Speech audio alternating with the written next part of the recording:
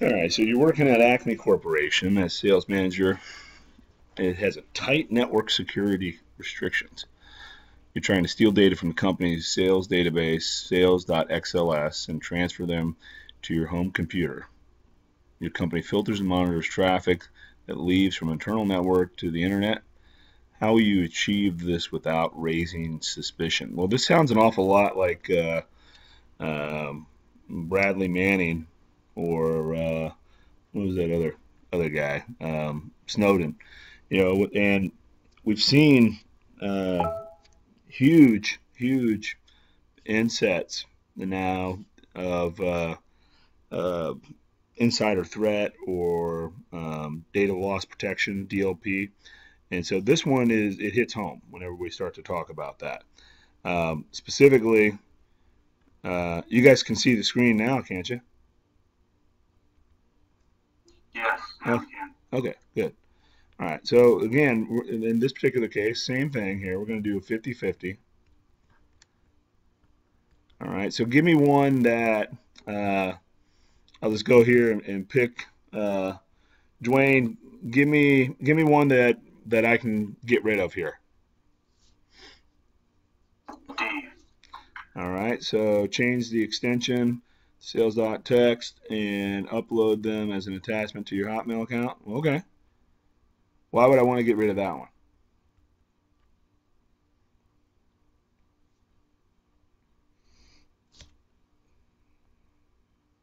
That's not even trying to hide it at all, and Hotmail's definitely traceable back to you.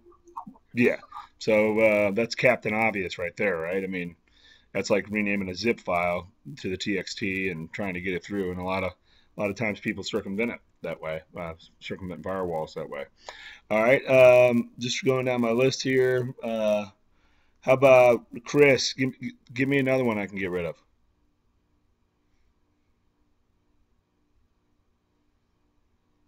B. All right. So encrypt the sales using PGP and email it to your personal account. Okay. So why would I want to try to get that one? Get rid of that one. If you're encrypting it to your personal account, then you have a PGP at home, and there's obviously going to be somebody else in the company who, if you're filtering it through it, they're going to see it as well. At which point they should be able to unencrypt it. Yeah. So that's a great answer right there. So now we give ourselves down here to the 50-50. All right. And so package the sales using Trojan Raptors and telnet them back to your home computer. Wow, that sounds fancy. Um, or C, you can conceal the sales XLS database in another file like a photo JPEG or other files, send it out an innocent looking email or file transfer using steganography techniques. Um, so this is a key word right here, steganography, that we'll talk about later on. But this is one that you're going to see probably 4 or 5 questions on your test, and I would definitely tell you to know it. And if you don't recall what it is, usually it's a dead giveaway when you have a photo, a video, or any type of media file that can very quickly be changed and look innocuous in itself. So this looks like a decent answer. This one, I don't know how you would do this that wouldn't get caught with the filter and monitor. So here I would just probably eliminate this right here, and C would be the answer for this guy. Okay, so that would be my answer for that.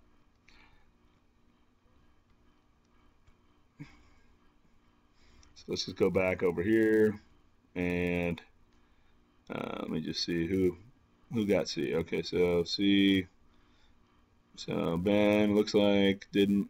Okay, Dwayne, Chris, Daniel, Dustin didn't. All right, Daniel did. All right, so hopefully that helps explain it a little bit better. Um, And while we're on that topic, I think that it's probably prudent for me to do something real quick before we enumerate the rest of these. Just stand by 1 second.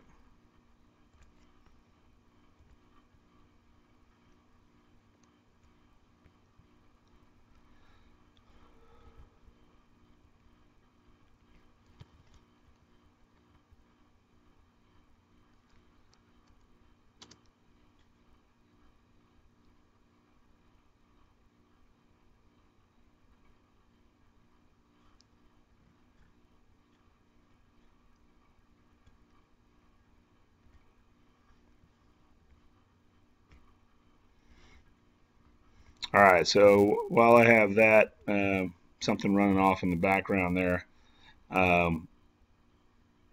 me go to number 2. All right, so number 2, anonymizer sites across the internet on your behalf, or anonymizer sites access the internet on your behalf, protecting your personal information from disclosure.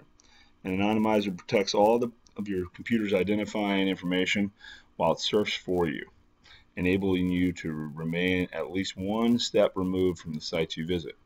You can visit websites without allowing anyone to gather information on sites visited by you. Services that provide anonymity disable pop-up windows and cookies and conceal a visitor's IP address. All right, so then it goes on. These services typically use a proxy server to process HTTP requests. When the user requests a web page by clicking a hyperlink or typing a URL into the browser, the service retrieves and displays the information using its own server. The remote server, where the requested web page resides, receives information on the anonymous web surfing service in place of your information. In which situations would you want to use an anonymizer? It says select 3 answers. Okay, so again, if we go from the bottom up here, in this case, it's asking us to select 3 of them, so we just need to get rid of 1 right here. Okay, so from the bottom up, increase your web browsing bandwidth speed by using Anonymizer. In which situation would you want to use an anonymizer? Increase your web browsing bandwidth speed. Okay, I'm not sure about that one. To protect your privacy and identity on the internet. Yeah, so definitely that one. To bypass blocking applications that would prevent access to sites or parts of sites that you want to visit. Yeah, that's what it's used for. To post negative entries on blogs. Yeah, that's exactly what it's used for. So this one just sounds goofy down here. That's not what you use it for. So the answer here would be A, B, and C. Or at least that's what I think. So if we go back over here, and let me get out of here. Back over here, and we look at A, B, and C. Okay, A and C also. A, B, and C, A, B, and C, A, C, and B, A, B, and C. Okay, so it looks like everybody got that one. All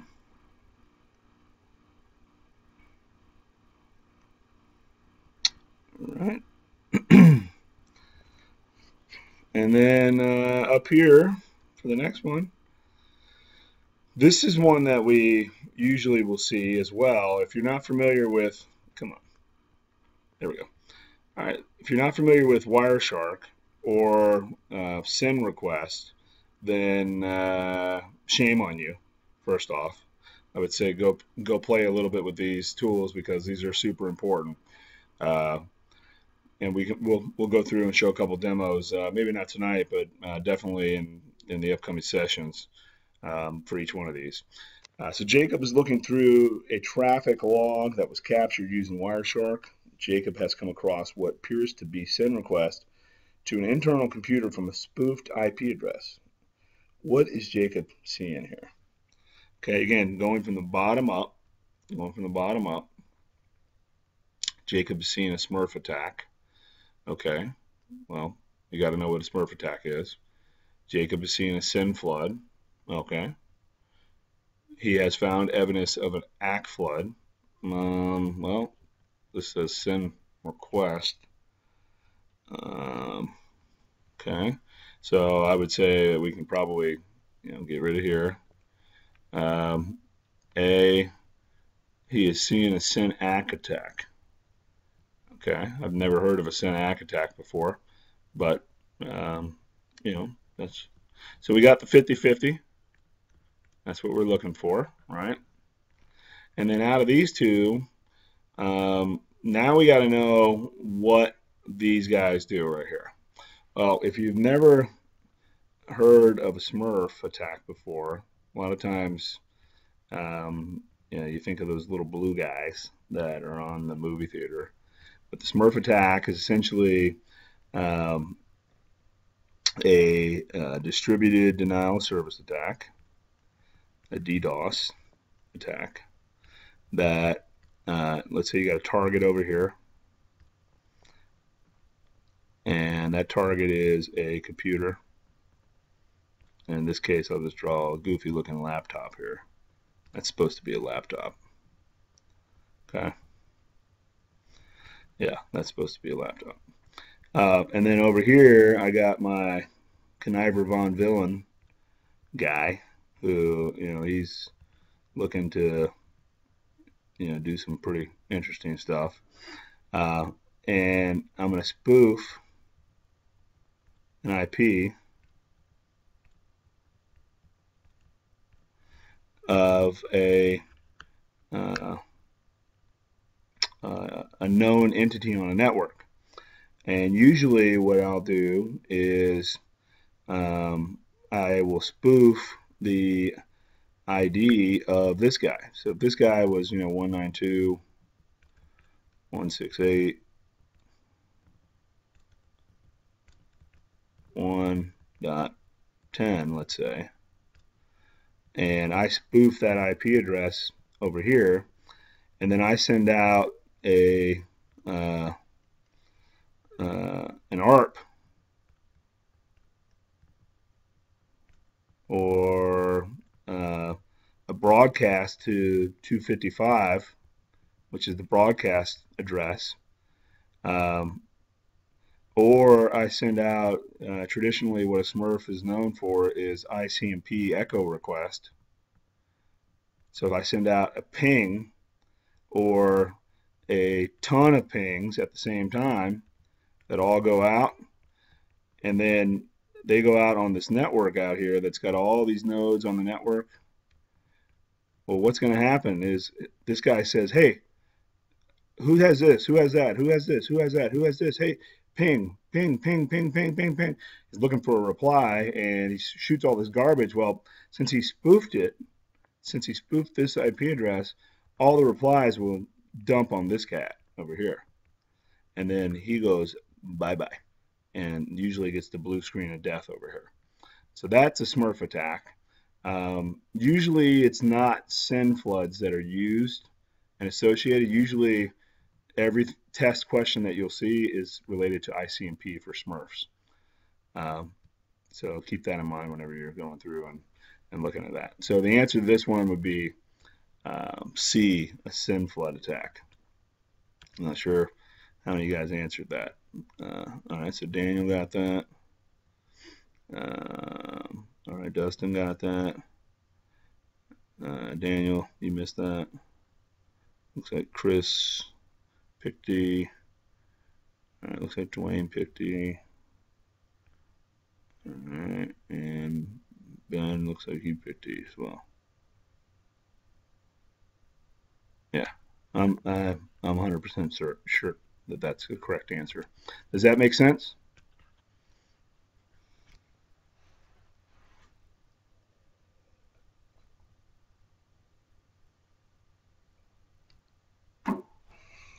So what I'll do with these sessions, and those of you that have attended ones online with me before, you know that in a classroom, usually like face-to-face, I'll give 7 seconds. And if somebody doesn't reply within 7 seconds, then I just move on. So that's what we're going to do here. Oh my God. Okay. I'm not going to read this whole thing, but it's a bear. And this would probably be one that I would probably come back to. I would mark it for review and come back to this because just looking at this, it would probably take you at least a minute to read this question, if not 2 minutes to read it, and then you might have to reread it. So for this one, let's just go through here and Dustin, can you eliminate one for me?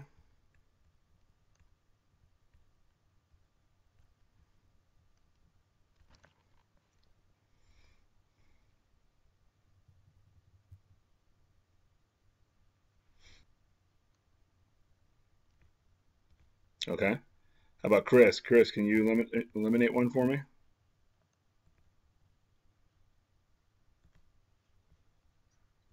Toshiba and Dell laptops share the same hardware. Okay. Yeah, we can get rid of that one. That's a good one. All right. What about you, Mark? Can you eliminate one?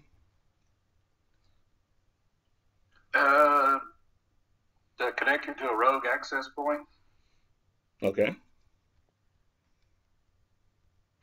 And so we got a 50-50 left. And Dwayne, what about you?